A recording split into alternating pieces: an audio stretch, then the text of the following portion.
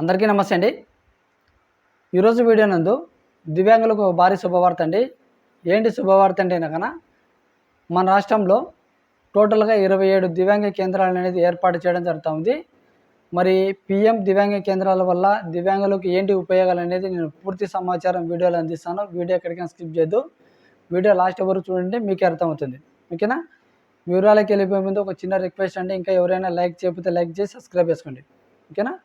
అయితే టాపిక్లో భాగంగా మన రాష్ట్రంలో 2011 జనాభా లెక్కల ప్రకారంగా టోటల్గా దివ్యాంగులు వచ్చేసి 11.3 లక్షల మంది దివ్యాంగులు అయితే ఉన్నారు.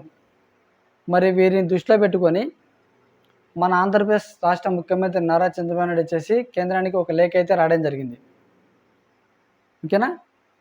అయితే ఒక్కొక్క జిల్లాకు ఒక కేంద్రం అనేది అంగీకరణ అయితే తెలపడం జరిగింది. మరి సపరేట్ భవనాలు అయితే ఉండవు, జస్ట్ గవర్నమెంట్ హాస్పిటల్ ఉంటాయి కదా, గవర్నమెంట్ హాస్పిటల్కి వీటిని అందుబాటులోకి తీసుకురావడం జరుగుతుంది. ఒక్కొక్క జిల్లాకు ఒక్కొక్క దివ్యాంగ కేంద్రాలు అనేది తీసుకురావడం జరుగుతుంది. మరి వీటి వల్ల ఏంటి ఉపయోగాలు అంటే కనుక ఈ గవర్నమెంట్ హాస్పిటల్లో దివ్యాంగులకు సంబంధించినటువంటి వస్తువులు ఏవైతే ఉన్నాయో కృత్రిమ అవయవాలు అనేది నిల్వ ఉంచుతారు. అవసరమైనప్పుడు దివ్యాంగులకు అనేది ఉచితంగా ఇవ్వడం జరుగుతుంది. అవి కాకుండా ఇంకా ఉన్నాయి. ఈ పిఎం దివ్యాంగ కేంద్రాలలో దివ్యాంగులు అని చెప్పేసి నమోదు చేయించుకోవాలి. నమోదు చేసుకున్న తర్వాత యూడి ఐడి కార్డు తీసుకోవచ్చు, సదరన్ సర్టిఫికేట్ తీసుకోవచ్చు.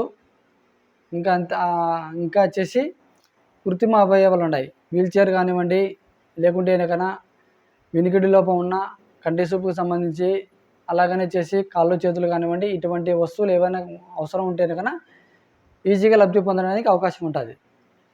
ఇంకా అవే కాకుండా కేంద్ర రాష్ట్ర ప్రభుత్వ సంక్షేమ పథకాల గురించి పూర్తి సమాచారాన్ని కూడా ఇవ్వడం జరుగుతుంది. అలాగనే విద్యా, వైద్య, స్వయం ఉపాధికి సంబంధించినటువంటి సమాచారాన్ని కూడా దివ్యాంగులకు ఇవ్వడం జరుగుతుంది. ఇటువంటి అన్ని అవసరాలు అనేది ఒక చోట సమకూర్చి దివ్యాంగులకు ఈ దివ్యాంగ కేంద్రాలు అనేది ఏర్పాటు చేయడం జరిగింది. ఓకేనా?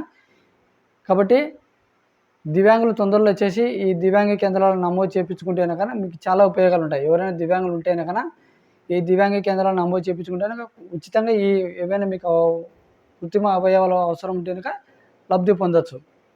ఓకేనా? ఇది ఒక్కొక్క జిల్లాకు ఒక్కొక్క కేంద్రం అయితే తీసుకురావడం జరుగుతుంది. ఇది కూడా గవర్నమెంట్ హాస్పిటల్ ఉంటాయి, అడిగినారంటే చెప్తారు ఎవరైనా కానివ్వండి. ఓకేనా? మరి వీడియో నచ్చితే కనుక ఒక లైక్ చేసి సబ్స్క్రైబ్ చేసుకోండి. Thank you.